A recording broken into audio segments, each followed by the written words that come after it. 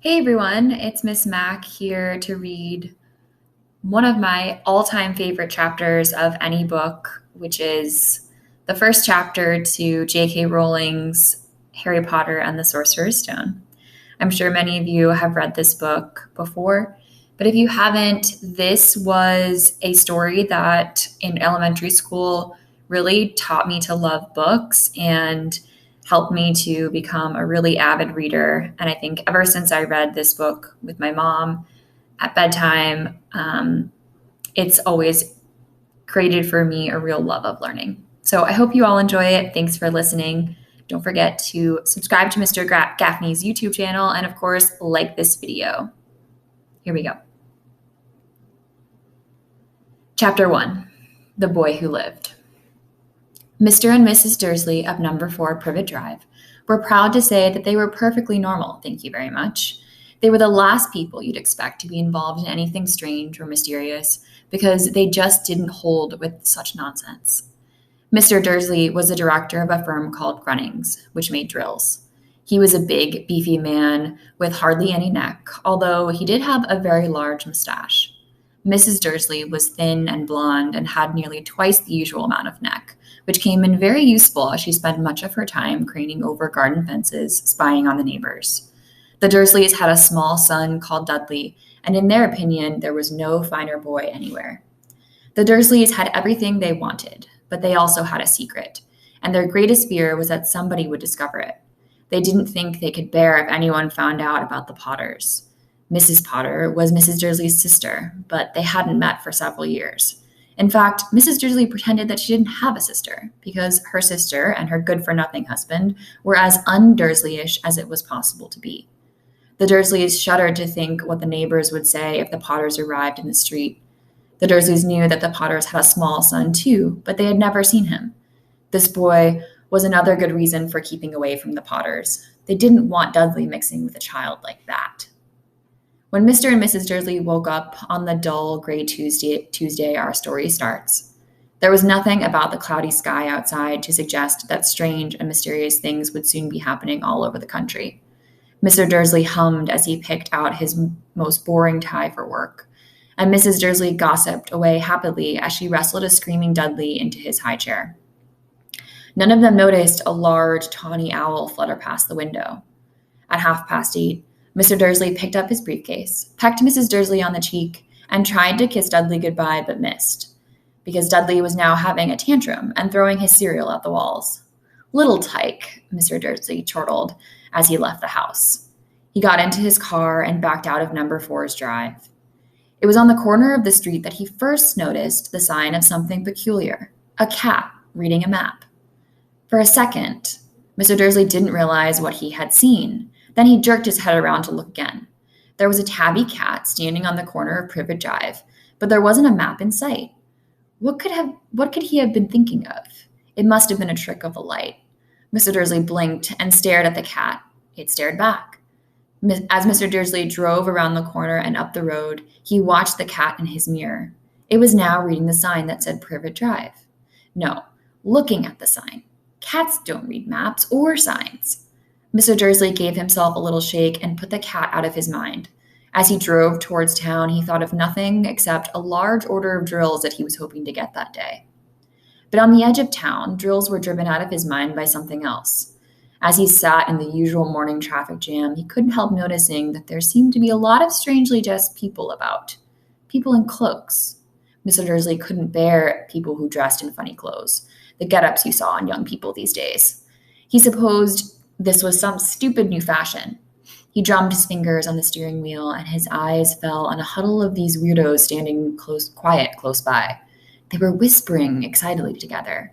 Mr. Dursley was enraged to see that a couple of them weren't young at all. Why, that man had to be older than he was and wearing an emerald green cloak. The nerve of him.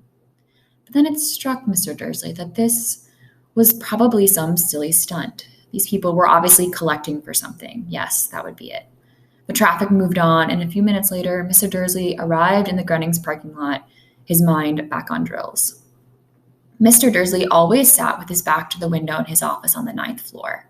If he hadn't, he might have found it harder to concentrate on drills that morning. He didn't see the owls swooping past in broad daylight, though people down in the street did. They pointed and gazed open-mouthed as owl after owl sped overhead. Most of them had never seen an owl even at nighttime. Mr. Dursley, however, had a perfectly normal owl-free morning. He yelled at 5 different people. He made several important telephone calls and shouted a bit more.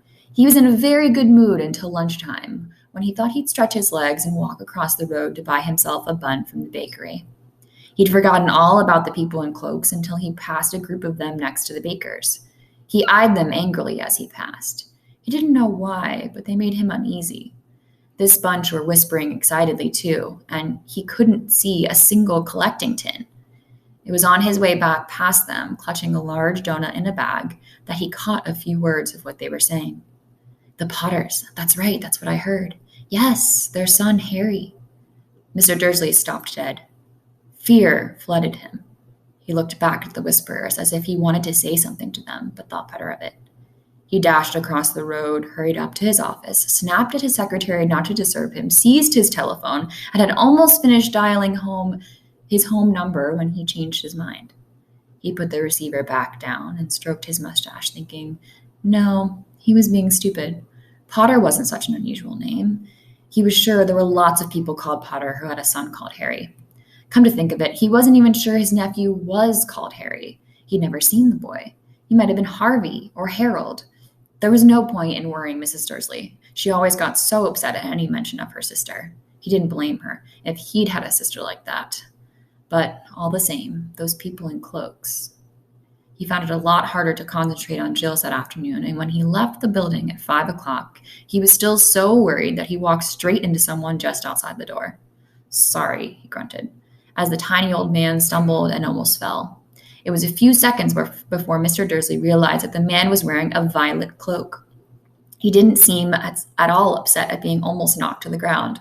On the contrary, his face split into a wide smile, and he said in a squeaky voice that made every passerby stare, "Don't worry, sir, my dear sir, for nothing could upset me today. Rejoice, for you know who is gone at last. Even muggles like yourself should be celebrating. This is a happy, happy day."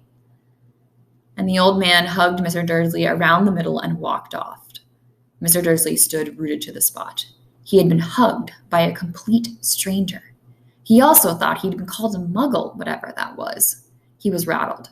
He hurried off to his car and set off for home, hoping he was imagining things which he had never hoped before because he didn't approve of imagination.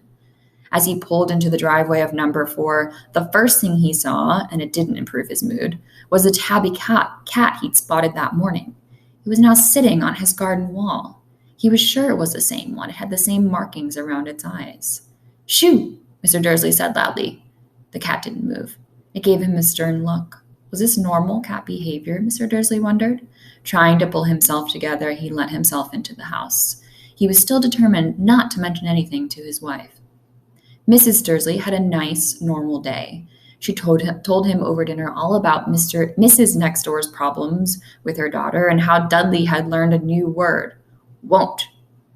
Mr. Dursley tried to act normally. When Dudley had been put to bed, he went into the living room and in time to catch the last report on the evening news.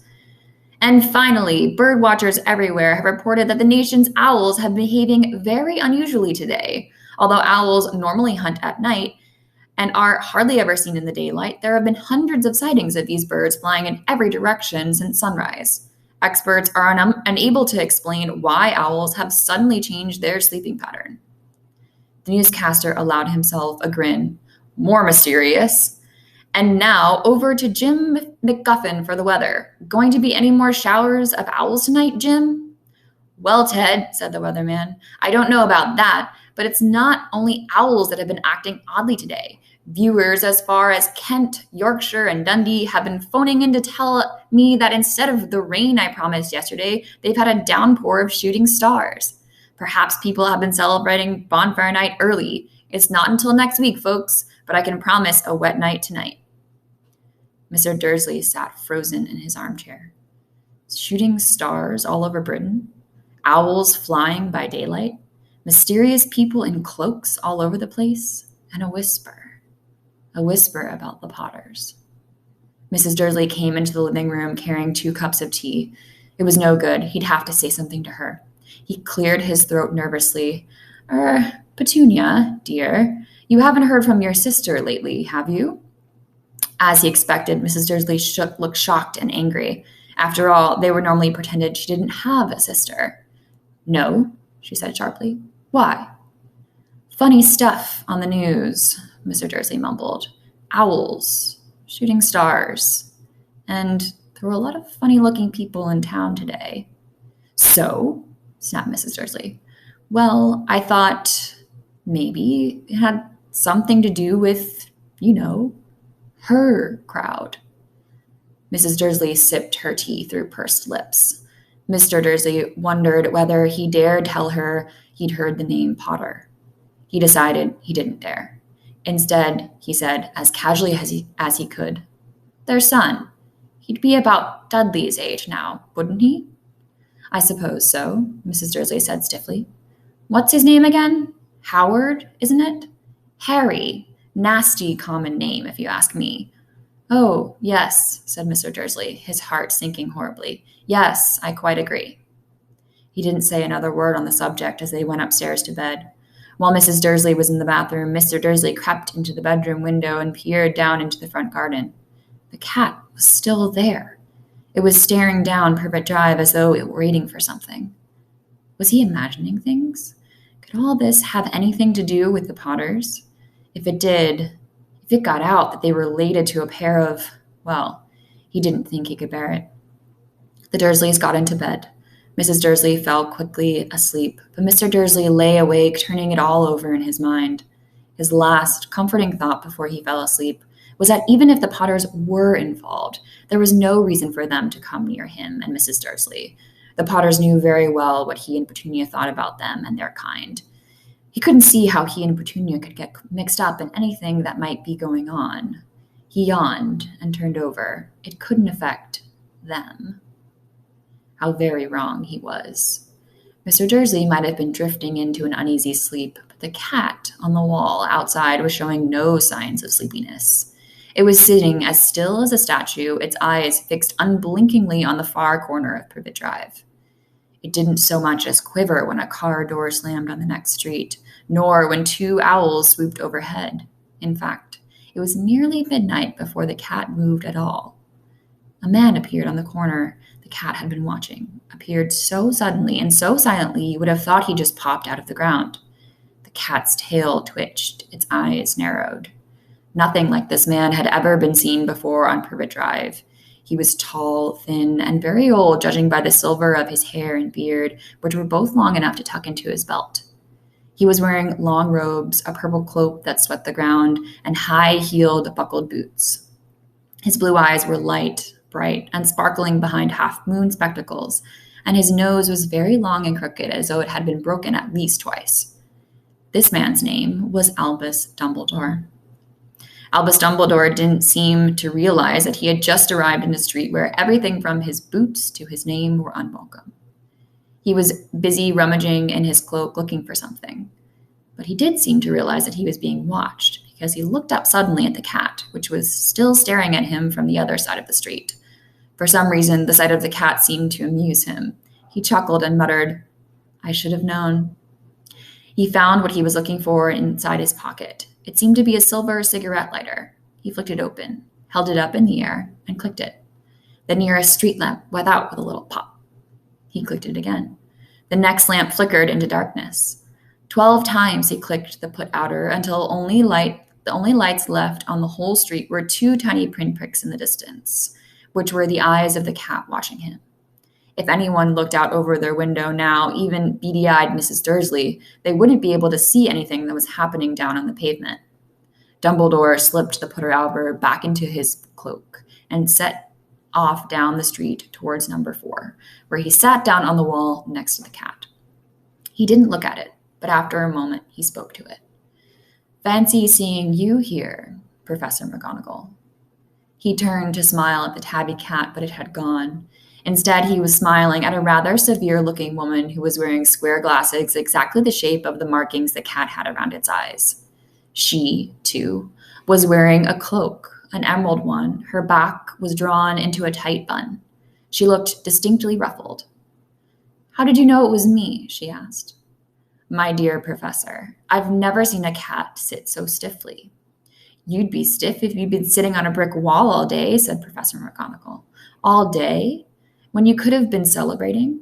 I must have passed a dozen feasts and parties on my way here." Professor McGonagall sniffed angrily. "Oh, yes, everyone's celebrating all right," she said impatiently. "You'd think they'd be a bit more careful, but no, even the Muggles have noticed something's going on. It was on their news." She jerked her head back at the Dursleys' dark living room window. "I heard it. Flocks of owls, shooting stars. Well, they're not completely stupid. They were bound to notice something. Shooting stars down in Kent. I'll bet that was Daedalus Diggle. He never had much sense." "You can't blame them," said Dumbledore gently. "We've had precious little to celebrate for 11 years. "I know that," Professor McGonagall said irritably, "but that's no reason to lose our heads. People are being downright careless out on the streets in broad daylight, not even dressed in Muggle clothes, swapping rumors." She threw a sharp look sideways at Dumbledore here, as though hoping he was going to tell her something, but he didn't, so she went on. "A fine thing it would be if on the very day you-know-who seems to have disappeared at last, the Muggles found out about us all. I suppose he really has gone, Dumbledore." "It certainly seems so," said Dumbledore. "We have much to be thankful for. Would you care for a lemon drop?" "A what?" "A lemon drop. They're a kind of Muggle sweet I'm rather fond of." "No, thank you," said Professor McGonagall coldly, as though she didn't think this was the moment for lemon drops. "As I say, even if you know who has gone—" "My dear Professor, surely a sensible person like yourself can call him by his name. All this you-know-who nonsense. For 11 years, I've been trying to persuade people to call him by his proper name. Voldemort." Professor McGonagall flinched, but Dumbledore, who was unsticking 2 lemon drops, seemed not to notice. "It all gets so confusing if we keep saying you-know-who. I've never seen any reason to be frightened of saying Voldemort's name." "I know you haven't," said Professor McGonagall, sounding half exasperated, half admiring. "But you're different. Everyone knows you're the only one all right, Voldemort was ever frightened of." "You flatter me," said Dumbledore calmly. "Voldemort has powers I will never have, only because you're too, noble to use them. It's lucky it's dark. I haven't blushed so much since Madame Pomfrey told me she liked my new earmuffs." Professor McGonagall shot a sharp look at Dumbledore and said, "The owls are nothing next to the rumors flying around. You know what everyone's saying about why he's disappeared, about what finally stopped him." It seemed that Professor McGonagall had reached the point she was most anxious to discuss, the real reason she had been waiting on a cold, hard wall all day, for neither as a cat nor as a woman had she fixed Dumbledore with such a piercing stare as she did now. It was plain that whatever everyone was saying, she was not going to believe it until Dumbledore told her it was true. Dumbledore, however, was choosing another lemon drop, and did not answer. "What they're saying," she pressed on, "is that last night Voldemort turned up in Godric's Hollow. He went to find the Potters. The rumor is that Lily and James Potter that they're dead." Dumbledore bowed his head.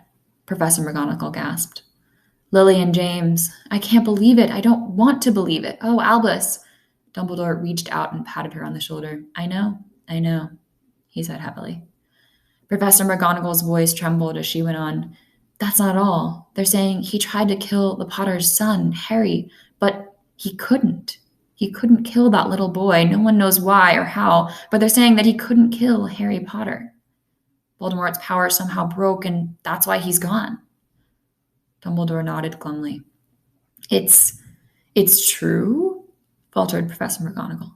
"After all he's done, all the people he's killed, he couldn't kill a little boy? It's just astounding. Of all the things to stop him. But how, in the name of heaven, did Harry survive?" "We can only guess," said Dumbledore. "We may never know." Professor McGonagall pulled out a lace handkerchief and dabbed at her eyes beneath her spectacles.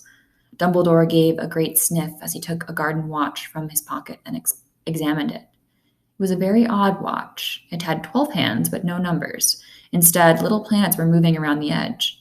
It must have made sense to Dumbledore, though, because he put it back in his pocket and said, "Hagrid's late. I suppose it was he who told you I'd be here, by the way." "Yes," said Professor McGonagall. "And I don't suppose you're going to tell me why you're here of all places." "I've come to bring Harry to his aunt and uncle. They're the only family he has left now." You can't mean the people who live here," cried Professor McGonagall, jumping to her feet and pointing at number 4. "Dumbledore, you can't. I've been watching them all day. You can't find 2 people less like us. And they've got this son. I saw him kicking his mother all the way up the street, screaming for sweets. Harry Potter, come to live here?" "It's the best place for him," said Dumbledore firmly. "His aunt and his uncle will be able to explain everything to him when he's older. I've written them a letter." "A letter?" repeated Professor McGonagall faintly, sitting back down on the wall. "Really, Dumbledore? You think you can explain all this in a letter? These people will never understand him. He'll be famous, a legend. I would be surprised if today was known as Harry Potter Day in the future. There will be books written about Harry. Every child in our world will know his name." "Exactly," said Dumbledore, looking very serious over the top of his half-moon glasses. "It would be enough to turn any boy's head. Famous before he can walk and talk. Famous for something he won't even remember. Can't you see how much better he'll be growing up away from all of that until he's ready to take it?"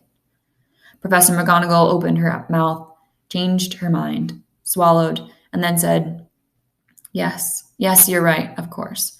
But how is the boy getting here, Dumbledore?" She eyed his cloak suddenly as though she thought he might be hiding Harry underneath. "Hagrid's bringing him."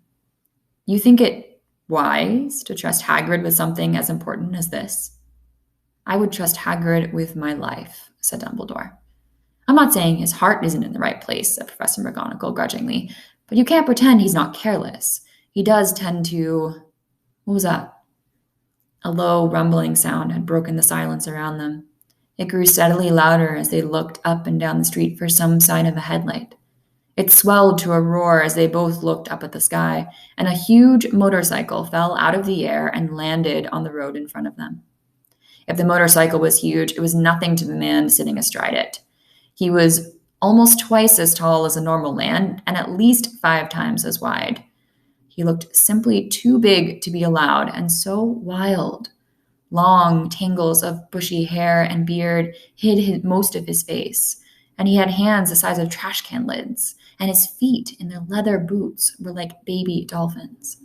In his vast, muscular arms, he was holding a bundle of blankets. "Hagrid," said Dumbledore, sounding relieved. "At last. And where did you get that motorcycle?" "Borrowed it, Professor Dumbledore, sir, said the giant, climbing carefully off the motorcycle as he spoke. "Young Sirius Black lent it to me. I've got him, sir." "No problems, were there?" "No, sir. House was almost destroyed, but I got him out all right before the muggles started swarming around. He fell asleep as we were flying over Bristol." Dumbledore and Professor McGonagall bent forward over the bundle of blankets. Inside, just visible, was a baby boy fast asleep. Under a tuft of jet black hair over his forehead, they could see a curiously shaped cut, like a bolt of lightning. "Is that where—" Professor McGonagall whispered. "Yes," said Dumbledore. "He'll have that scar forever." "Couldn't you do something about it, Dumbledore?" "Even if I could, I wouldn't. Scars come in handy. I have one myself above my left knee that's a perfect map of the London Underground." "Well, give him here, Hagrid. We'd better get this over with." Dumbledore took Harry in his arms and turned towards the Dursleys' house. Could I say goodbye to him, sir?" said Hagrid. He bent his great shaggy head over Harry and gave him what must have been a very scratchy, whiskery kiss. Then, suddenly, Hagrid let out a howl like a wounded dog. "Shh," hissed Professor McGonagall. "You'll wake the muggles." Sorry," sobbed Hagrid, taking out a large spotted handkerchief and burying his face in it. "But I can't stand it. Lily and James dead, and poor little Harry off to live with the muggles." Yes, it's all very sad, but get a grip of yourself, Hagrid, or we'll be found," Professor McGonagall whispered, patting Hagrid gingerly on his arm as Dumbledore stepped over the low garden wall and walked towards the front door. He lay Harry gently on the doorstep. took a letter out of his cloak, tucked it in Harry's blankets, and then came back to the other two. For a full minute, the three of them stood there and looked at the little bundle. Hagrid's shoulders shook. Professor McGonagall blinked furiously, and the twinkling light that usually shone from Dumbledore's eyes seemed to have gone out. "Well," said Dumbledore finally, "that's it. We've no business staying here. We may as well go and join the celebrations." "Yeah," said Hagrid in a muffled voice. "I'd best get this bike away. Good night, Professor McGonagall. Professor Dumbledore, sir." Wiping his streaming eyes on his jacket sleeve, Hagrid swung himself onto the motorcycle and kicked the engine into life. With a roar, it rose into the air and off into the night. I shall see you soon, I expect, Professor McGonagall," said Dumbledore, nodding to her. Professor McGonagall blew her nose as a reply. Dumbledore turned and walked back down the street. On the corner, he stopped, took out the silver putter-outer. He clicked it once, and 12 balls of light sped back into their street lamps so that Privet Drive glowed suddenly orange, and he could make out a tabby cat slinking around the corner at the end of the street. He could just see the bundle of blankets on the step of number 4. "Good luck, Harry," he murmured. He turned on his heel, and with a swish of his cloak, he was gone. A breeze ruffled the neat hedges of Privet Drive, which lay silent and tidy under the inky sky, the very last place you would expect something astonishing to happen. Harry Potter rolled over inside his blankets without waking up. One small hand closed on the letter beside him, and he slept on, not knowing that he was special, not knowing he was famous, not knowing he would be woken in a few hours' time by Mrs. Dursley's scream as she opened the front door to put out the milk bottles, nor that he would spend the next few days being prodded and pinched by his cousin Dudley. He couldn't know that at this very moment, people meeting in secret all over the country were holding up their glasses and saying in hushed voices, "To Harry Potter, the boy who lived." Thank you all so much for listening.